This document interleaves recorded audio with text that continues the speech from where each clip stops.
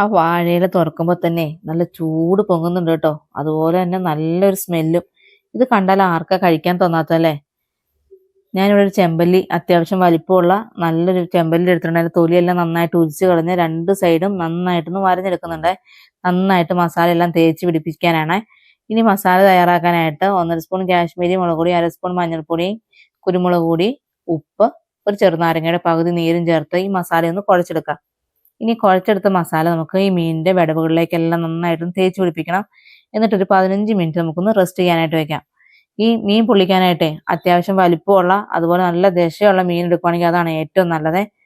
ഇനി നമുക്കൊരു 15 minute rest ചെയ്ത ശേഷം ഒരു പാൻ വെച്ച് അതിലേക്ക് 2 സ്പൂൺ വെളിച്ചെണ്ണ ഒഴിച്ച് ചൂടായി കഴിയുമ്പോൾ അതിലേക്ക് നമുക്ക് മീൻ മാഗ്നേറ്റ് വെച്ചിരിക്കുന്ന മീനിട്ട് കുറച്ച് കറിവേപ്പില കൂടി ഇട്ട് കൊടുക്കാം. ഈ കറിവേപ്പില നമ്മൾ മീൻ വറുക്കുമ്പോൾ ഇടുവാണെങ്കിൽ ആ മീനിന് ടേസ്റ്റ് കൂടും കേട്ടോ. രണ്ട് സൈഡും ഒരു ഹാഫ് കുക്കായാൽ മതി, ഒരുപാട് മുരിഞ്ഞു പോകണ്ട. ഇനി അതൊരു പാത്രത്തിലോട്ട് മാറ്റിയിട്ട് ആ എണ്ണയിലേക്ക് തന്നെ കുറച്ച് ചുവന്നുള്ളിയും ഇഞ്ചിയും വെളുത്തുള്ളിയും പേസ്റ്റും കൂടി ചേർത്ത് വഴറ്റിയെടുക്കാം. ഇത് പകുതി ഒന്ന് വഴണ്ട് വന്നു കഴിയുമ്പോൾ അതിലേക്ക് കാശ്മീരി മുളക് പൊടി, മഞ്ഞൾപ്പൊടി, കുരുമുളക് പൊടി എല്ലാം ചേർത്ത് വഴറ്റിയെടുക്കണം. ഇനി ഇതിലേക്ക് ഒരു തക്കാളി ചെറുതായി അരിഞ്ഞത് കൂടി ഞാൻ ചേർത്ത് കൊടുക്കുകയാണ്.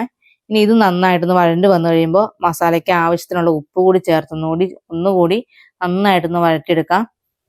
ഇനി ഇതിലേക്ക് ഞാനിതൊന്ന് ലൂസാക്കി എടുക്കാനായിട്ട് കുറച്ച് വെള്ളം ചേർത്ത് കൊടുക്കുകയാണ്. ഈ മസാല നന്നായിട്ട് തിളച്ച് അതിൻ്റെ പച്ചമണമൊക്കെ ഒന്ന് മാറി ഒന്ന് ജ്യൂസ് പോലെ ഒന്ന് വന്നു കഴിയുമ്പോൾ നമുക്ക് പകുതി വേവിച്ച് വെച്ചിരിക്കുന്ന മീനും കൂടി ചേർത്ത് ഈ മസാല മീനിൻ്റെ രണ്ട് സൈഡും നന്നായിട്ടൊന്ന് മുഴുവനായിട്ടും തേച്ച് പിടിപ്പിക്കുക. ഇനി ഇത് നമുക്ക് ഒരു വാഴയിലോട്ട് മാറ്റാം. ഞാൻ വാഴയിലോട്ട് മാറ്റിയിട്ടുണ്ട്. ഇനി ഇതിലേക്ക് ഞാൻ ഇത് ഓപ്ഷനിലാണ്. തക്കാളിയും അതുപോലെ തന്നെ സവോളയും ഇതുപോലെ ഒന്ന് വെച്ച് നമുക്കൊന്ന് പൊതിഞ്ഞെടുക്കണം. ഇത് പൊതിഞ്ഞ് വിട്ടുപോകാതെ കെട്ടിയെടുക്കാം. ഇനി ഇതൊരു പാൻ വെച്ച് കുറച്ച് വെളിച്ചെണ്ണ ഒഴിക്കുക. ഇനി ഇതിലേക്ക് നമ്മൾ പൊതിഞ്ഞ് വെച്ചിരിക്കുന്ന മീൻ കൂടി ചേർത്ത് രണ്ട് സൈഡും ഒന്ന് മറിച്ചിട്ടെടുക്കാം. വാഴയില കരിയൊന്നും വേണ്ട, നമ്മൾ പകുതി മീൻ വേവിച്ചതാണ്, അതുകൊണ്ട് 2-3 മിനിറ്റ് ഇതുപോലെ ഒന്ന് ചെയ്തൊന്ന് എടുക്കാം. ഇനിയാണ് ഇത് ഏതിൻ്റെ കൂടെയും കഴിക്കാം കേട്ടോ.